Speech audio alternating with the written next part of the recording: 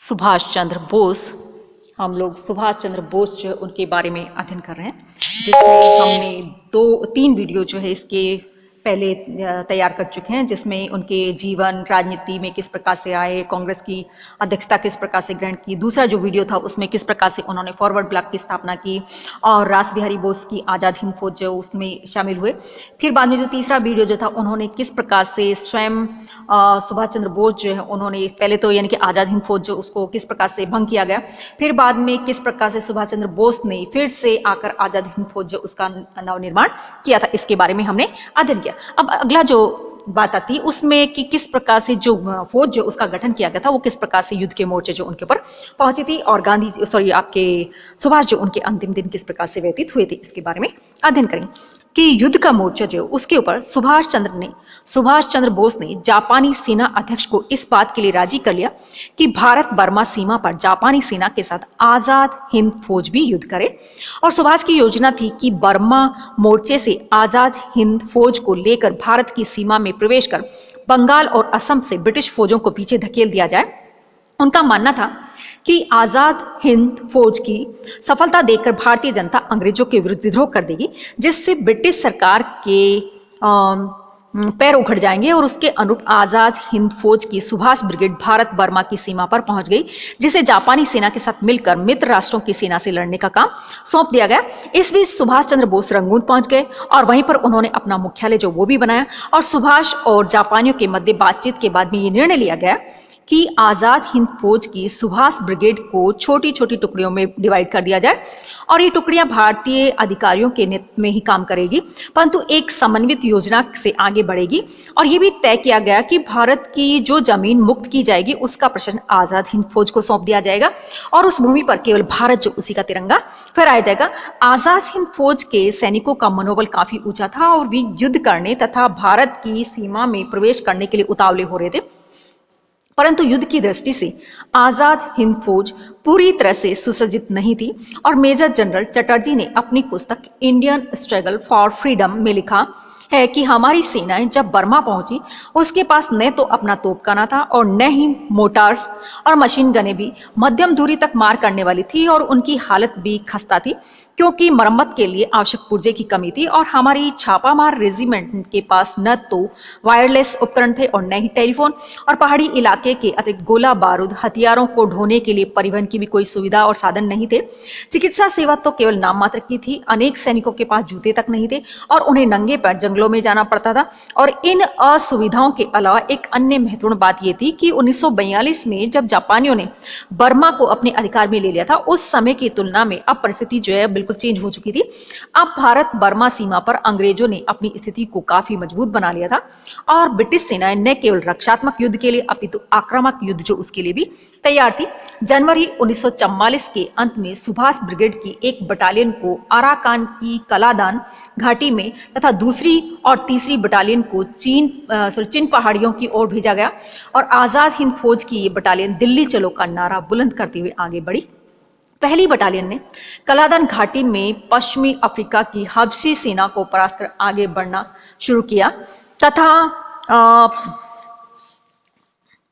पलेतवा व दलेतमे नामक स्थानों पर शत्रु सेना को हराकर उस पर कब्जा कर लिया गया। मई 1944 में उसने माधोक नामक स्थान जीत लिया और जो कि भारत की जमीन पर अंग्रेजों की पहली चौकी थी, अर्थात आजाद हिंद फौज ने भारत की भूमि पर अपना पैर जमा लिया। परंतु शीघ्र ही अंग्रेजों की सेना ने जोरदार आक्रमण किया और इस अवसर पर जापानी सेना माधोक के सैनिकों की सहायता पहुंचाने में असमर्थ रही। अतः आजाद हिंद फौज के अधिकारियों को मादोक से हट जाने को कहा गया, परंतु भारतीय सैनिक डटे रहे और मई से सितंबर तक उन्होंने इस क्षेत्र की रक्षा की। तब तक मदोक में तिरंगा लहराता रहा। सुभाष ब्रिगेड की दूसरी और तीसरी बटालियन ने भी बहुत ही अच्छा कार्य किया, अपूर्व शौर्य का काम किया। उन्हें कलेवा से होकर टासू और फोर्ट व्हाइट के मार्ग की रक्षा का काम सौंपा गया था और इस अंचल में आजाद हिंद फौज के सैनिकों ने मित्र राष्ट्रों के छापामारों का सफाया किया और मेजर मॉर्निंग की सेना को परास्त किया और अंग्रेजों के सामरिक दुर्ग क्लंग को जीत लिया गया। आजाद हिंद फौज की सूरवीरता से प्रसन्न होकर जापानी सेनापति ने सारी सुभाष ब्रिगेड को कोहिमा की ओर कूच करने का हुक्म दिया और यह तय हुआ था कि इम्फाल का पतन होते ही सुभाष ब्रिगेड ब्रह्मपुत्र नदी को पार कर बंगाल में प्रवेश कर जाए। इस बीच आजाद हिंद फौज की दूसरी टुकड़ी जापान के मेचूरिया डिवीजन के साथ कोहिमा पहुंच गई और घमासान युद्ध के बाद कोहिमा पर अधिकार कर लिया गया, परंतु इसके बाद युद्ध के अन्य क्षेत्रों में जापानियों की पराजय का सिलसिला शुरू हो गया। इसका लाभ उठाते हुए अंग्रेज इम्फाल में नई कुमुख पहचानने में सफल रहे और इससे इम्फाल बच गया और अब अंग्रेजों ने दीमापुर और कोहिमा की तरफ से जोरदार हमला बोल दिया। फलतः जापानियों के साथ साथ आजाद हिंद फौज के सैनिकों को भी पीछे हटना पड़ा और गांधी ब्रिगेड को अप्रैल के आरंभ में इम्फाल की तरफ भेजा गया और जापानियों ने सोचा था कि अब तक इम्फाल का पतन हो गया, परंतु मार्ग में ही सूचना मिली कि इम्फाल का पतन नहीं हुआ और फ्लेल के पास घमासान युद्ध चल रहा है और गांधी ब्रिगेड को यह छापामार युद्ध चलाने को कहा गया। उसके छापामार सैनिकों ने फ्लेल के हवाई अड्डे पर कब्जा कर लिया और वहां मौजूदा वायुसेना को नष्ट कर दिया, परंतु इस अभियान में उसके लगभग 250 सैनिक मारे गए। फिर भी गांधी ब्रिगेड बहादुरी के साथ उस अंचल में डटी रही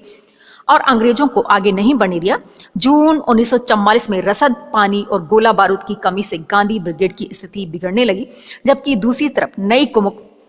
आ जाने से अंग्रेजी सेना की स्थिति मजबूत हो गई और वर्षा ऋतु में टामो फ्लेल रोड बह गई और आजाद हिंद फौज को रसद मिलना भी बंद हो गया। ऐसी स्थिति में कुछ दिनों बाद गांधी ब्रिगेड को भी जापानी सेना के साथ बर्मा वापस आना पड़ा। इस प्रकार से आजाद हिंद फौज का मुख्य अभियान, जो कि मार्च 1944 से शुरू हुआ था, वह समाप्त हो गया और इस अभियान के दौरान वह भारतीय सीमा में लगभग 150 मील भीतर तक प्रवेश करने में सफल रही, परंतु रसद और गोला बारूद के अभाव में अधिक दिनों तक उस क्षेत्र की रक्षा न कर सकी और इस अभियान के दौरान फौज के लगभग 4000 सैनिक वीरगति को प्राप्त हुए थे। अब अगली बात आती है कि सुभाष के अंतिम दिन, कि अब ब्रिटिश सेना ने बर्मा पर फिर से अधिकार करने के लिए आक्रमण किया और इसका प्रत्याक्रमण इतना जोरदार रहा कि जापानियों को निरंतर पीछे हटना पड़ा। पीछे हटते जापानी रंगून का भार आजाद हिंद फौज को सौंपा गया। कुछ दिनों बाद आजाद हिंद फौज ने बहादुरी के साथ नगर की रक्षा की, परंतु मई 1945 के आरंभ में उस पर अंग्रेजों का अधिकार हो गया और सैकड़ों की संख्या में आजाद हिंद फौज के सैनिक बंदी बना लिए गए। नेताजी सुभाष चंद्र बोस रंगून से बैंकॉक और वहां से सिंगापुर चले गए। जापानियों की सहायता से भारत को स्वतंत्र कराने की आशा समाप्त होगी, क्योंकि इस समय तक जापान के साथी राष्ट्र जर्मनी और इटली, जो उसका भी पतन हो चुका था और जापान अकेला ही सारे संसार से लड़ रहा था, उसकी सफलता अब कोई सवाल ही नहीं था। और 6 और 8 अगस्त को हिरोशिमा और नागासाकी पर अणु बम गिराए गए और रूस ने भी तत्काल जापान के विरुद्ध युद्ध की घोषणा कर दी। 15 अगस्त 1945 को जापान ने विधिवत आत्मसमर्पण कर दिया। ऐसी स्थिति में सुभाष चंद्र बोस अपने एक साथी,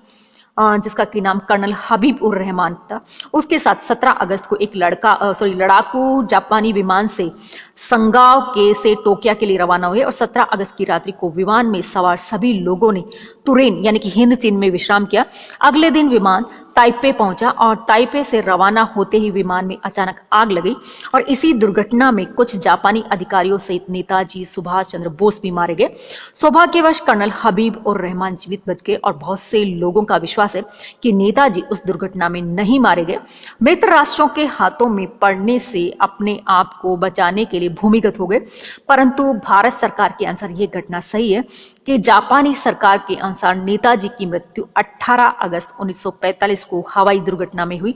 और ताइपे में उनका अंतिम संस्कार किया गया। बाद में उनकी भस्मी को सम्मानपूर्ण टोक्यो लाया गया और 14 सितंबर 1945 को उसे रियोकुजु मंदिर में रख दिया गया और इस घटना के बाद संसार ने सुभाष को कभी भी नहीं देखा। तो इस प्रकार से सुभाष चंद्र बोस जो उनका अंत हो गया था।